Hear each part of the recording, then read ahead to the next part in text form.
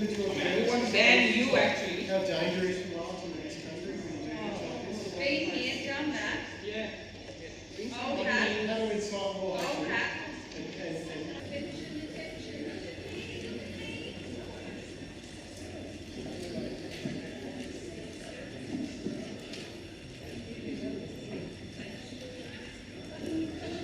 Nothing to offer, but at the same time, you have nothing to offer to this country except tired old stunts.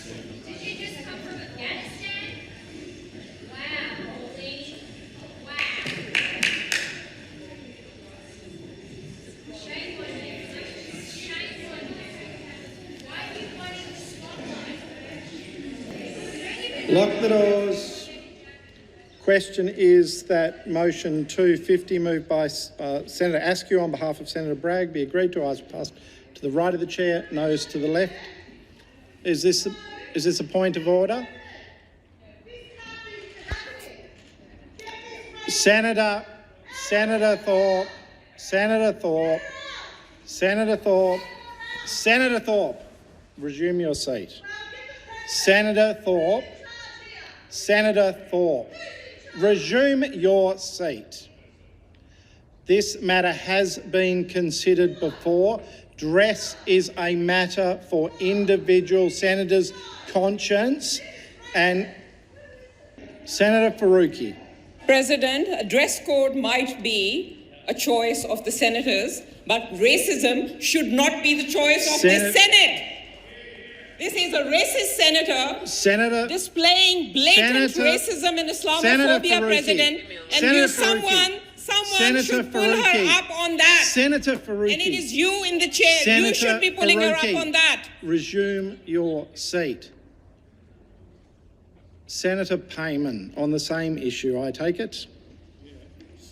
What else would I be talking about, Deputy President? Because if this is about the dress code, she is disrespecting a faith. She is disrespecting the Muslims out there, Muslim Australians. It's absolutely unconstitutional. This needs to be dealt with immediately before we proceed. Senator Whish-Wilson, if this is on the same matter, I'm not going to entertain any more. order that's different, Deputy President. Senator Whish-Wilson. Senator Hanson is using a prop in the Senate, and it's a dangerous prop. Dangerous Senator to this country, Whish-Wilson. but I ask that you rule on her bringing a prop into the Senate. It is not her normal dress code, Deputy President. It is clearly a prop to make a political statement. If I was to wear a Greens T-shirt in here or a Fremantle Dockers shirt or Senator whatever, I would get shown the door. Resume your seat. This matter has been ruled on before. Senator Thorpe, resume your seat. Senator Thorpe, resume your seat. Senator Faruqi, resume your seat. Senator Waters. Deputy President, I would like to request that you review your earlier ruling, because clearly what has happened today is not a genuine demonstration of faith. In fact, it is the middle finger to people of faith. It is extremely racist and unsafe, and I would like you to reconsider your earlier ruling that it is not appropriate in this Senate to draw attention to a religion that this person does not even subscribe to. It is an insult and it must be against the standing orders. I would like you to review your earlier ruling. Senator Waters, I will absolutely review it, and I will also refer it to the President. I'm happy to step out of the chair for the President.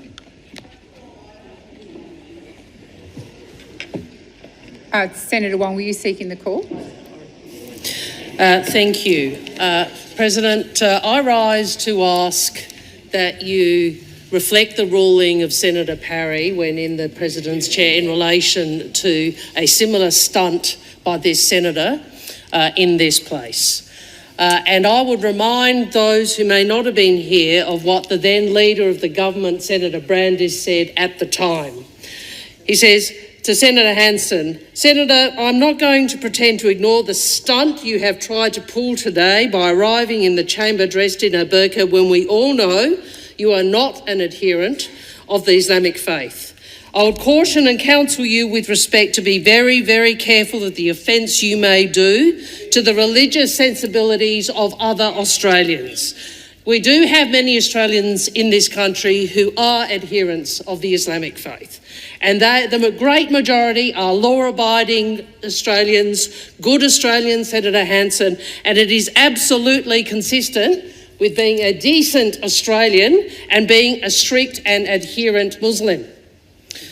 So, Senator Hanson, I would say this to you, and this is me now, not Senator Brandis, with whose remarks I concur, and it was one of the occasions in this chamber where the then opposition backed the government of the day to stand against this sort of stunt.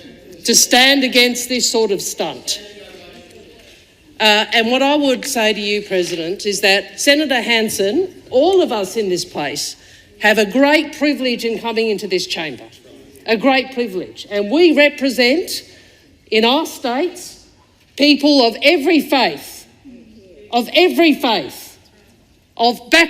backgrounds, and we should do so decently. And what we should not do in this place, whatever views we may have on policy, is to be this disrespectful of the chamber and of people of faith. Whatever our own beliefs may be, the sort of disrespect that you are engaging in now is not worthy of a member of the Australian Senate, and it should not be allowed to stand. So I ask President, that you take advice from the clerk, and I'd refer you to the ruling of Senator Parry when he was the President in relation to precisely the same issue that we are seeing today. I am advised that this has occurred in the past, and Senator Parry was the President at the time, and what he ruled was that using a religious icon or religious dress or anything to do with a religion as a prop and not in the proper way that it is expected to be used was disrespectful to the Parliament. At that time, he asked Senator Hanson to either remove the item of clothing that she's wearing or risk suspension. I intend to uphold the ruling of Senator Parry and ask Senator Hanson to remove herself from the chamber and remove the clothing and come back dressed appropriately, or risk suspension, and she certainly will not be heard if she doesn't remove herself from the chamber. Thank you, Senators. I am advised that because we are on a point, Senator Hanson, you will not be heard. Senator Hanson, you will not be heard. Senator Hanson, you will not be heard. I've repeated the order that Senator Parry gave, and I understand. Senator Hanson, I'm going to call on the Leader of Government. Yep. I would ask that we move to the next item of business, President. Yes. I believe we're up to General Business 246.